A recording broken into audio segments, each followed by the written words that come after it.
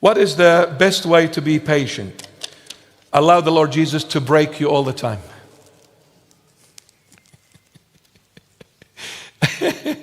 Oh no. Did I say that? I'm in trouble now. He's going to have to be breaking me a lot. Patience can only come when we begin to understand who we truly are.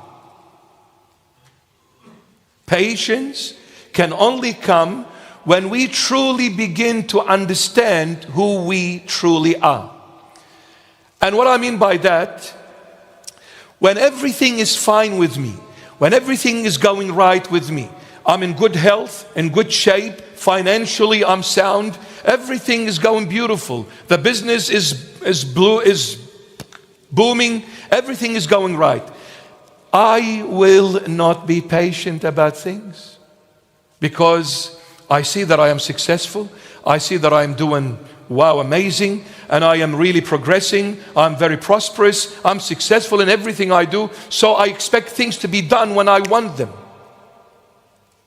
But when I fail, that failure, it's like hitting on the brakes. Instead of flying down the highway, I hit on the brakes and start thinking, wow, after all, I'm really nothing. See, that nothingness leads you to greatness. That nothingness will lead you to greatness. Will lead you to greatness without pride.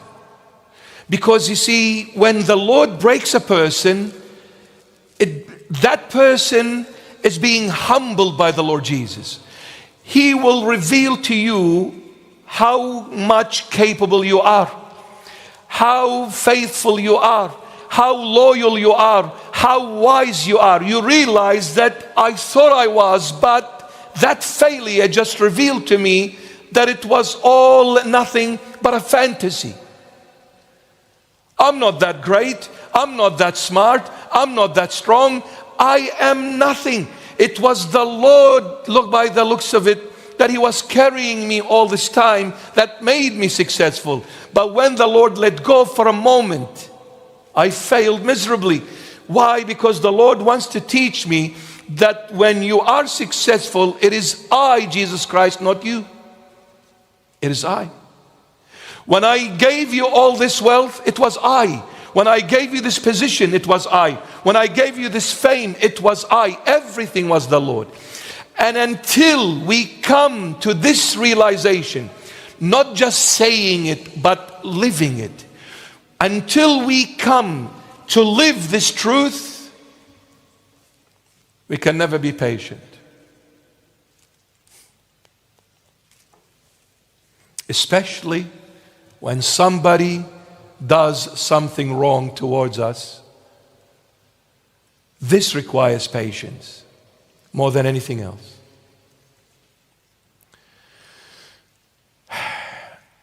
Any rushed decisions end up being wrong. Any rushed decision ends up being wrong. And why we rush? Sometimes, not always, but sometimes because we lack wisdom. That's why we rush. Wisdom is given by God and God alone. When you go to university and study whichever field it is, all you gain is knowledge. But to gain wisdom, that is a God-given gift. And for God to give you His wisdom, He must humble you. He must break you.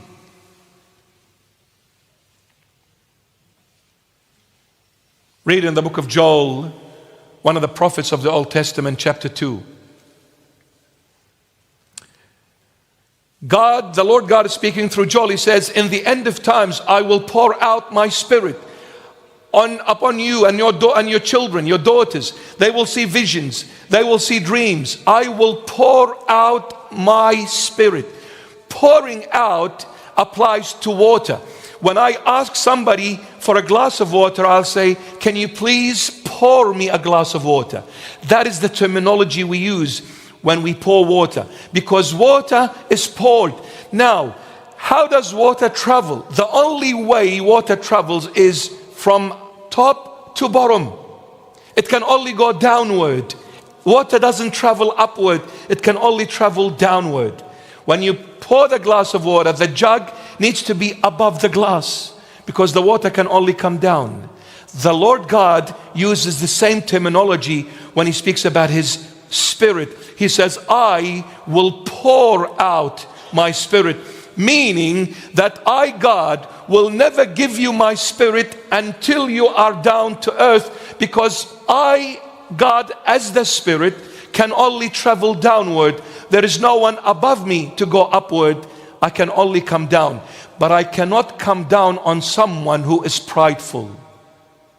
I can only come down on the humble one. And the Spirit of God, the Holy Spirit, is the source of wisdom. That's how you get it. The Spirit of God, when you are filled by the Holy Spirit, that's when you receive the wisdom of God. And the Holy Spirit is like the water being poured down. You cannot fill you unless you're humble. And you can never be humble as the human being until God breaks you. Until God breaks you. And when He breaks you, He makes you. When He breaks you, He makes you. When He makes you, after that break, you become wise. Wisdom allows you to hit on the brake, to be patient. Oh, so-and-so said this to me, I'm going to go and break their head.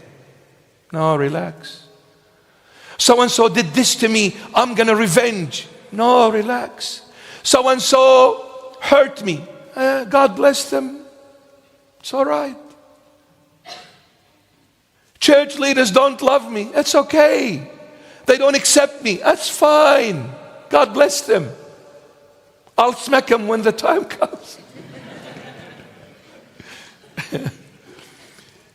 It's cool, bro. Let's put the prawns on the barbie and have a good day.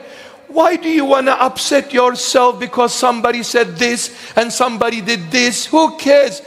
It's a sunny day. Enjoy it with your loved ones. Move on. Leave it to God.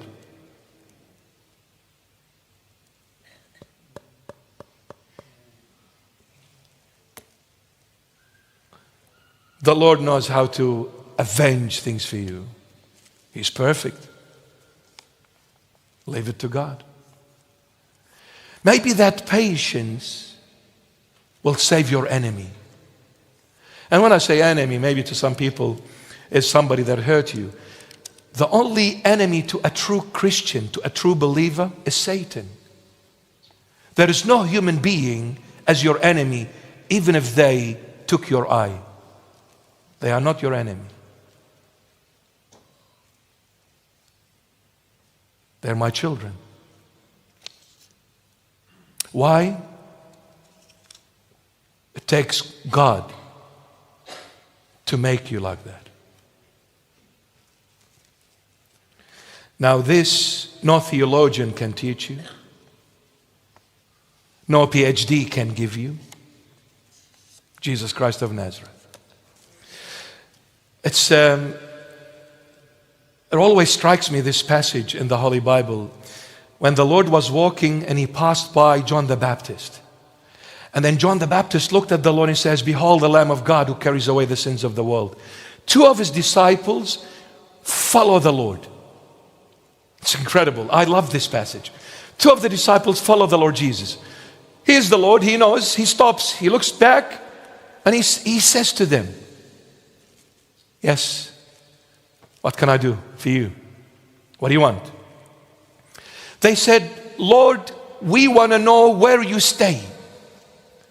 Now, this is the most incredible statement anyone can reply to the Lord when the Lord asks you that rhetorical question. What do you want? I want to know where you are. Where do you stay? Amazing. He says, come. Incredible. I want to know where you stay, where you are. This is called the narrow door. This, only few find it. This, only few walk it. This, only few live it. You think that when you follow the Lord, you live like a king. That's only your perception of things. You are thinking of it this way. You are analyzing it this way. But is it the truth? No. Is it the reality of the matter? No. Because sometimes you will follow the Lord and you'll end up in hell.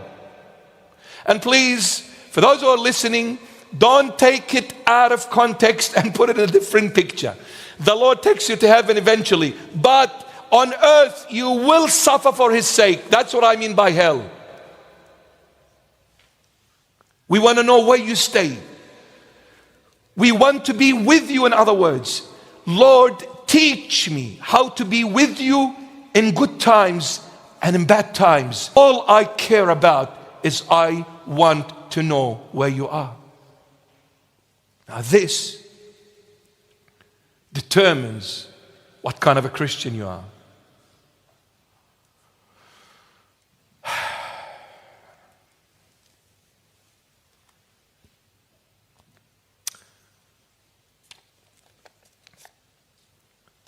When you live with the Lord, definitely you're patient. Because that's what He's going to teach you. You know why you will end up being patient with people? Because the Lord will teach you this profound reality of this realm. That He is the true living God and there is no one else but Him.